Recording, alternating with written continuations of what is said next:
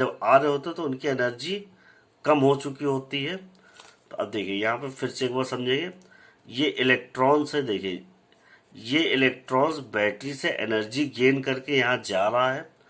अब इस इलेक्ट्रॉन को इस पॉइंट से इस पॉइंट तक आने के लिए, तो देखिए electrons lose potential energy as they flow through conductor. Conductor means wire. एक कोई वायर है जिस वायर में इलेक्ट्रॉन को फ्लो करना है। तो आप देख सकते हैं इलेक्ट्रॉन को इस पॉइंट से इस पॉइंट तक जाना है, और ये कंडक्टर जो ब्राउन कलर का दिखाई दे रहा है मीन्स वायर, और वायर का कोई ना कोई रेजिस्टेंस होता है। तो अब आप देख सकते हैं यहाँ पे कि जब ये इलेक्ट्रॉन्स यहाँ से यहाँ फ्लो करते हुए जाएगा तो इसको कंडक्टर में फ्लो होते हुए रेजिस्टेंस का सामना करना पड़ेगा, और रेजिस्टेंस आपका क्या है, फ्रिक्शन। और उस फ्रिक्शन को ओवरटेक करने के लिए चार्ज को वर्क करना पड़ेगा, और वर्क करने के इसके पास कैपेसिटी होनी चाहिए, मतलब पोटेंशियल होना चाहिए।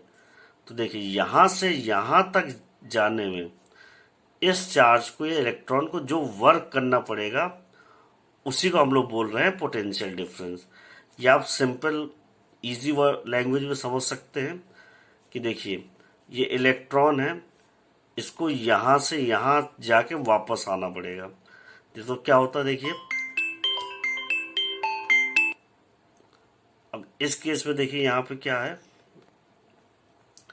इलेक्ट्रॉन्स आपका बैटरी से एनर्जी लेता है, मतलब बैटरी इलेक्ट्रॉन को पोटेंशियल देती है, और पोटेंशियल क्यों चाहिए, यहाँ से यहाँ तक इसको वर्क करने के लिए। तो आप देख रहे हैं यहाँ से यहाँ तक चार्ज को जो वर्क करना पड़ रहा है, और यह उसके बाद जो पोटेंशियल होना चाहिए वर्क करने का, वही पोटेंशियल डिफरेंस कहला रहा है। तो अब आप यहाँ पे देखिए पोटेंशियल डिफरेंस को की जो एसआई यूनिट होती है वो वोल्ट होती है। यहाँ पे आप देख सकते हैं पोटेंशियल डिफरेंस जो फॉर्मूला है आपका, work done per unit charge, मतलब वर्क डन किसी यूनिट चार्ज, मतलब 1 कूलम चार्ज को फ्लो कराने के लिए। और SI unit of electric potential difference क्या है, volt. SI unit of electric potential difference आपकी वोल्ट होती है। अब देखिए यहाँ पे जो वोल्ट को 1 वोल्ट की क्या डेफिनेशन है वो आपको दी गई है। तो देखिए 1 volt is the potential difference between 2 points. Potential difference हमेशा 2 पॉइंट्स के बीच होगा in a current carrying conductor when 1 joule of work is done to move a charge of 1 coulomb from one point to the other। मतलब देखिए 1 volt potential difference कब कहलाएगा, जब किसी दो पॉइंट के बीच में जिसमें 1 जूल ऑफ वर्क फ्लो, मतलब 1 जूल ऑफ वर्क करना पड़े 1 कूलम चार्ज को एक पॉइंट से दूसरे पॉइंट में जाने के लिए, तो वो 1 वोल्ट कहलाता है। अब देखिए ये मोस्ट इम्पॉर्टेंट टॉपिक है, और ये ओम्स लॉ अगर क्लियर नहीं होता तो आपको बार बार क्लियर करना चाहिए, और ये इम्पोर्टेंट टॉपिक, और इस लेक्चर की आपको लास्ट टॉपिक है। तो देखिए ओम्स लॉ की बात करते हैं तो जो हमारे साइंटिस्ट थे या साइंटिस्ट थे, उन्होंने उन जिनका नेम ओम्स था, उन्होंने एक लॉ स्टेट किया। या लॉ क्या होते हैं, जो ऑब्जर्वेबल ऑब्जर्वेशंस होते हैं या फैक्ट्स होते हैं। तो यहाँ पे देखिए जो ओम्स लॉ है वो स्टेट करता है that the electric current flowing through a metallic wire. Metallic wire मतलब एक देख रहे हैं आप यहाँ पे, ये है, ये एक वायर है जिसको हमने एक रेजिस्टेंस से शो किया है। क्यों, क्योंकि हर वायर का कुछ ना कुछ रेजिस्टेंस होगा। तो ये देखिए ये 2 पॉइंट्स हैं, इनके बीच में इस वायर का कुछ ना कुछ रेजिस्टेंस होगा।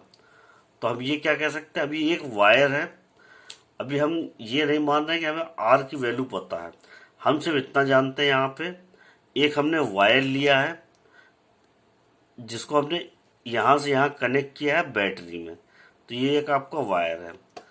अब वायर का रेजिस्टेंस कितना है स्टूडेंट्स, ये हमें अभी नहीं पता है।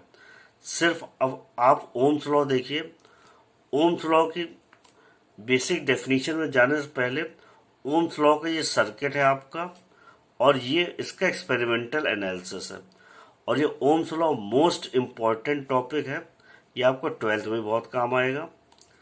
तो देखिए अब यहाँ पे हम बात करते हैं सर्किट की। पहले आप सर्किट समझेंगे तो आपको डेफिनेशन या ओम्स लॉ अच्छे समझ में आ जाएगा। तो देखिए सर्किट क्या है। ओम्स लॉ बात करता है करंट फ्लो हो रहा होगा किसी एक मेटेलिक वायर में। तो यहाँ पे आप देखिए एक मेटेलिक वायर लिया हमने, वायर का कुछ ना कुछ रेजिस्टेंस होता है जिसको हम आर से डिनोट करते हैं। तो आपने देखा ये मेटेलिक वायर है जो इस पॉइंट से और इस पॉइंट तक कनेक्टेड है। तो ये आपका मेटेलिक वायर, और ये एक बैटरी से कनेक्टेड है। और बैटरी अभी आपने देखा था ऊपर जब पोटेंशियल डिफरेंस पढ़ रहे थे तो उसमें क्या कहता है, बैटरी पोटेंशियल प्रोवाइड करती है वर्क करने के लिए। और वर्क क्यों चाहिए होता है, ये जो रेजिस्टेंस है इसको ओवरटेक करने के लिए। तो अब आप देख सकते हैं यहाँ पे हम क्या कर रहे हैं। और ये आपका एमीटर जो है ये आपका करंट मेजर करने के लिए होगा, और ये आपका वोल्ट मीटर है जो वोल्टेज, ये आप कह सकते हैं पोटेंशियल डिफरेंस मेजर करने के लिए होगा। तो पोटेंशियल डिफरेंस देखिए यहाँ पे, यहाँ और यहाँ हमने वोल्ट मीटर कनेक्ट किया है। तो वोल्ट जो मीटर, जो वोल्ट मीटर जो हमारा है वो आपका इस पॉइंट और इस पॉइंट के बीच में पोटेंशियल डिफरेंस शो करेगा। तो अब आप सर्किट समझ गए हैं कि ओम्स लॉ का सर्किट बनाने के लिए आपको एक बैटरी चाहिए, एक एम्पियर मीटर चाहिए, एक वायर चाहिए मेटेलिक वायर, और एक वोल्ट मीटर चाहिए। तभी आप ओम्स लॉ का सर्किट बना सकते हैं और तभी आप इसको वेरीफाई भी कर पाएंगे। अब आते हैं ओम्स लॉ पे। एग्जैक्टली ओम्स लॉ कहता क्या है। देखिए ओम्स लॉ बात कर रहा है जब किसी सर्किट में, इलेक्ट्रिक सर्किट में या मेटेलिक वायर के थ्रू इलेक्ट्रिक करंट फ्लो हो रहा होगा। देखिए यहाँ पे states that the electric current flowing through a metallic wire is directly proportional. तो स्टूडेंट आप डायरेक्टली प्रोपोर्शनल पे ज़्यादा ध्यान देंगे या इसको आप अंडरलाइन कर लेंगे जब नोट्स बनाएंगे। तो देखिए अब यहाँ पे क्या है, ओम्स लॉ के according electric current flowing through a metallic wire, ये आपका मेटेलिक वायर है, इस पे इलेक्ट्रिक करंट फ्लो हो रहा है। क्यों? क्योंकि बैटरी कनेक्टेड है। इज डायरेक्टली प्रोपोर्शनल, तो ये जो करंट फ्लो हो रहा है सर्किट में वो डायरेक्टली प्रोपोर्शनल होगा पोटेंशियल डिफरेंस के। मतलब इन दोनों बीच जो पोटेंशियल डिफरेंस आएगा उसके डायरेक्टली प्रोपोर्शनल होगा। अक्रॉस इट्स एंड्स, मतलब इन एंड्स के बीच में जो पोटेंशियल डिफरेंस होगा वो डायरेक्टली प्रोपोर्शनल होगा कि इस बैटरी से कितना करंट फ्लो हो रहा है। तो अब देखिए यहाँ पे, और बट एक कंडीशन इसकी कि क्या है कि टेम्परेचर हमेशा सेम होना चाहिए। जब करंट नहीं फ्लो हो रहा था तब का टेम्परेचर और जब करंट फ्लो हो रहा है उस टाइम का टेम्परेचर सेम होना चाहिए। यहाँ से टेम्परेचर रिमेन्स द सेम का मतलब ये है आपका। तो देखिए अब इसको एक बार प्रॉपर वे में रिकॉल करेंगे। ओम्स लॉ स्टेट करता है जब किसी मेटेलिक वायर में इलेक्ट्रिक करंट फ्लो हो रहा होता है वो जो करंट होता है वो डायरेक्टली प्रोपोर्शनल होता है किसके, मेटेलिक वायर के एंड पॉइंट या दो पॉइंट के बीच में जो पोटेंशियल डिफरेंस होता है। तो आप देख सकते हैं V is directly proportional to I। और अगर हमें प्रोपोर्शनैलिटी साइन हटाना है तो यहाँ पे कोई एक कांस्टेंट टर्म हमें इंक्लूड करना पड़ता है। तो आप देख सकते हैं I को आप इधर ले जाएंगे तो इक्वल टू साइन हट के एक कांस्टेंट आ जाएगा, और उस कांस्टेंट को जो नेम गिवन है वो R होता है। तो आप यहाँ देख पा रहे हैं इस लॉ की इंपॉर्टेंस आपको इस फॉर्मूले से समझ में आ जाएगी। देखिए जैसे आप देख पा रहे हैं यहाँ पे V is directly proportional to I, ये लॉ है। अब जब डायरेक्टली प्रोपोर्शनैलिटी साइन हटाने के लिए आपको एक कांस्टेंट टर्म इंक्लूड करना पड़ेगा। तो आप देख रहे हैं यहाँ पे V upon I equal to constant, और उस कांस्टेंट का नाम दिया हमने इक्वल टू R रखा है। तो आपको फॉर्मूला था V इक्वल टू आई है, और R यहाँ पे क्या है, कांस्टेंट है। तो देखिए R is the constant for given metallic wire. तो यहाँ पे कहने का मतलब ये है, तो ये जो वायर है ये जो कांस्टेंट की वैल्यू होगी वो इसके रेजिस्टेंस की इक्वल होगी। तो ओम्स लॉ इम्पोर्टेंट क्यों बन जाता है? क्योंकि वायर का मटेरियल कोई भी हो वो आपको ओम्स लॉ हेल्प करता है उस वायर का रेजिस्टेंस फाइंड आउट करने के लिए। इसलिए ओम्स लॉ आपको बहुत इंपॉर्टेंट हो जाता है। तो यहाँ पे जो आर है वो कांस्टेंट है, और वो किसी भी एक मेटेलिक वायर के लिए, अगर कॉपर का वायर है तो उसका रेजिस्टेंस कुछ होगा, और अगर एल्यूमिनियम का वायर होता तो उसका रेजिस्टेंस कुछ और होता, लेकिन उसकी वैल्यू कांस्टेंट रहेगी। तो अब देखिए, at a given temperature and is called its resistance. और रेजिस्टेंस क्या होता है ये आप पहले पढ़ चुके हैं।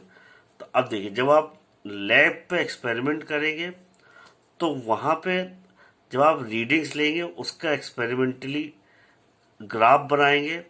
तो आपने नाइन्थ में पढ़ा था, जब कोई एक क्वांटिटी दूसरी क्वांटिटी के डायरेक्टली प्रोपोर्शनल होती है तो उसका जो ग्राफ बनता है वो स्ट्रेट लाइन बनता है, inclined at some angle theta. तो देखिए, आप देख पा रहे हैं यहाँ दो वायर हैं, ए और बी। तो मान लीजिए ए वायर हमारा क्या कहते हैं, आपका कॉपर का है, और ये वाला आपका एल्यूमिनियम का है। ठीक है। तो अब देखिए, सॉरी, ये वाला वायर आप कॉपर का है और ये आपका एल्यूमिनियम का है। तो आप देख सकते हैं जो ए वायर है, ए वायर में वी आप देख रहे हैं, अगर जिस प्रोपोर्शन में आप वी इंक्रीज कर रहे हैं उसी प्रोपोर्शन में आपका करंट इंक्रीज करेगा। और बी में भी आप देख रहे हैं, जिस प्रोपोर्शन में आपका वोल्टेज इंक्रीज होगा या पोटेंशियल डिफरेंस इंक्रीज होगा उसी प्रोपोर्शन में आपका करंट भी इंक्रीज होगा। तो देखिए, ये जो डायग्राम बेसिकली यहाँ पे इतना समझ जरूरत है, आपका लैब पे क्लियर हो जाएगा। तो देखिए, लेकिन फिर भी एक बार समझिए, यहाँ पे ओम्स लॉ कहता है किसी भी मेटेलिक वायर में जो करंट फ्लो हो रहा है वो डायरेक्टली प्रोपोर्शनल होगा किसके? पोटेंशियल डिफरेंस के।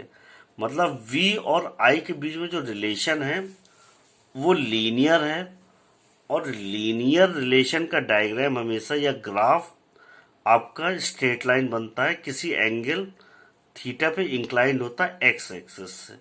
तो आप देख पा रहे हैं वी और आई का जो ग्राफ बन रहा है वो स्ट्रेट लाइन है और इंक्लाइंड है, मतलब, और स्ट्रेट लाइन आप ये कह सकते हैं डायरेक्टली प्रोपोर्शनल, मतलब इक्वल चेंज ऑफ वोल्टेज के लिए इक्वल चेंज ऑफ करंट होगा दोनों ही केस में। ये आप देख सकते हैं, जैसे यहाँ पे 0 to 5 के बीच में यहाँ पे जो करंट है वो current for wire A 1 ampere है। अब आप देख सकते हैं, आपने 5 to 10 मतलब 5 वोल्ट और इंक्रीज किया तो करंट आपका 1 एम्पियर और इंक्रीज हो गया। तो आप देख रहे हैं directly proportional means equal interval change होना चाहिए दोनों के बीच में। इक्वल इंटरवल मीन्स देखिए 0 to 5 1 एम्पियर, और 5 to 10 चेंज कितना हो रहा है? 5 इक्वल चेंज है। तो इसका मतलब यहाँ पे करंट भी इक्वल चेंज होना चाहिए, और करंट भी 1 एम्पियर का चेंज होता है। देखो, ये 2 हो गया यहाँ पे। इसी तरीके आप वायर बी में नोटिस कीजिएगा। और जितने लोग को यहाँ पे थोड़ा कम समझ में आया स्टूडेंट्स, वो आपको लैब में समझ में आ जाएगा। और आपकी जो डाउट्स हैं वो आप हमारे चैनल पर कमेंट कर सकते हैं। Thank you so much.